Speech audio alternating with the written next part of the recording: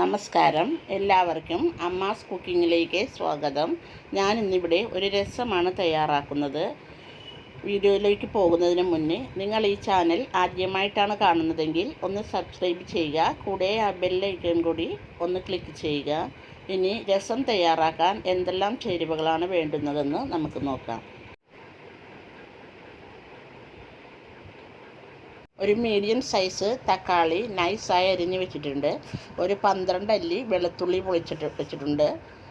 3 വറ്റൽമുളക് എടുത്ത് വെച്ചിട്ടുണ്ട്. കുറച്ച് മല്ലിച്ചീരയുടെ ഇല എടുത്ത് വെച്ചിട്ടുണ്ട്.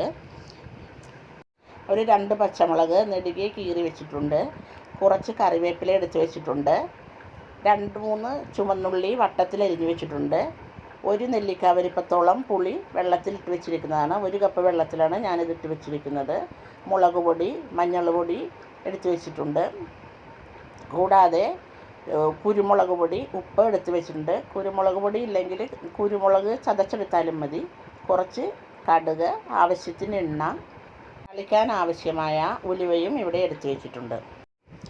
ഇനി നമുക്ക് ഇത് തയ്യാറാക്കാൻ തുടങ്ങാം. അതിനായിട്ട് ഒരു ചട്ടി അടുപ്പിൽ വെച്ച് ചൂടായതിന് ശേഷം അതിനകത്തോട്ട് വെളിച്ചെണ്ണ ഒഴിച്ചു കൊടുക്കാം. കറിക്ക് ആവശ്യമായ വെളിച്ചെണ്ണ. ഇത് ഞാൻ ആദ്യം വറ പൊട്ടിക്കാൻ വേണ്ടിയാണ് ചെയ്യുന്നത്.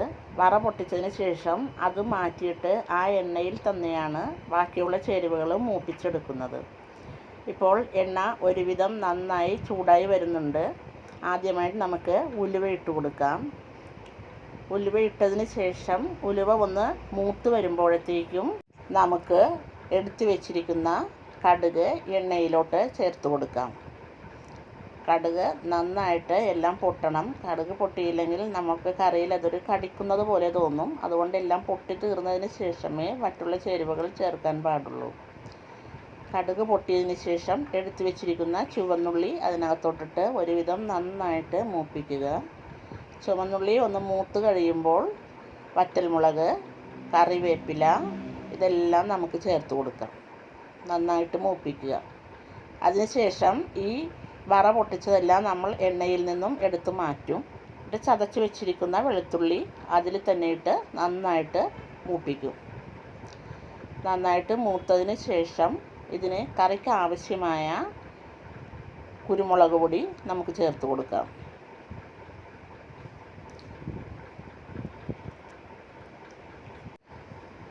ഒരു ടേബിൾ സ്പൂൺ കുരുമുളക് പൊടിയാണ് ഞാൻ ഇതിനകത്തോട്ട് ചേർത്തിട്ടുള്ളത്.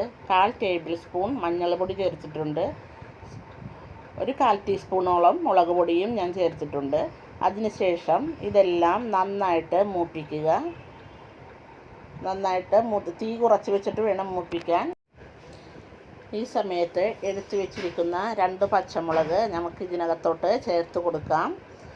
എടുത്തു വെച്ചിരിക്കുന്ന തക്കാളിയും ചേർത്തതിന് ശേഷം നമുക്ക് ഇത് നന്നായിട്ട് ഇളക്കി വഴറ്റിയെടുക്കാം. തക്കാളിയെല്ലാം നന്നായിട്ട് വഴറ്റി മൂപ്പിച്ചെടുക്കാം. ഒരു തക്കാളി നൈസായിട്ട് അരിഞ്ഞതാണ് ഞാൻ എടുത്തിരിക്കുന്നത്. ഈ സമയം ആവശ്യത്തിനുള്ള ഉപ്പ് കൂടി ചേർത്ത് നന്നായിട്ട് വഴറ്റി കൊടുക്കുക. വഴറ്റി ഒരു അരപ്പ് രൂപത്തിലാകുമ്പോഴത്തേക്കും നമ്മൾ എടുത്തു വെച്ചിരിക്കുന്ന പുളിവെള്ളം കൂടി ഇതിനകത്തോട്ട് ചേർത്ത് കൊടുക്കാം. നന്നായിട്ട് ഇളക്കി കൊടുക്കുക. ഞാനിവിടെ ഒരു നെല്ലിക്ക വലിപ്പത്തോളം വാളംപുളിയായിരുന്നു വെള്ളത്തിലിട്ടിരുന്നത്. അത് അരിച്ച് ഇതിനകത്തോട്ട് ഒഴിച്ചു കൊടുത്തതാണ്. ഈ സമയം നമുക്ക് കുറച്ച് മല്ലിച്ചീര കൂടി ഇതിനകത്തോട്ട് ചേർത്ത് കൊടുക്കാം. രസം എല്ലാവർക്കും തന്നെ ഇഷ്ടമുള്ള ഒരു വിഭവമാണ്. ഇത് നമ്മുടെ വയറിനും നല്ലതാണ്. അസിഡിറ്റിക്കും ദഹനത്തിനും ഒക്കെ നല്ല ഒരു വിഭവമാണിത്. ഇത് ഉണ്ടാക്കി വെച്ചാൽ നമുക്കൊരു 2 ദിവസത്തൊക്കെ ചീത്താകാതെ തന്നെ ഇരിക്കും. ഉപ്പും പുളിയും നോക്കിയിട്ട് അതിന് ആവശ്യത്തിനനുസരിച്ച് വെള്ളം നമുക്ക് ചേർത്ത് കൊടുക്കാം.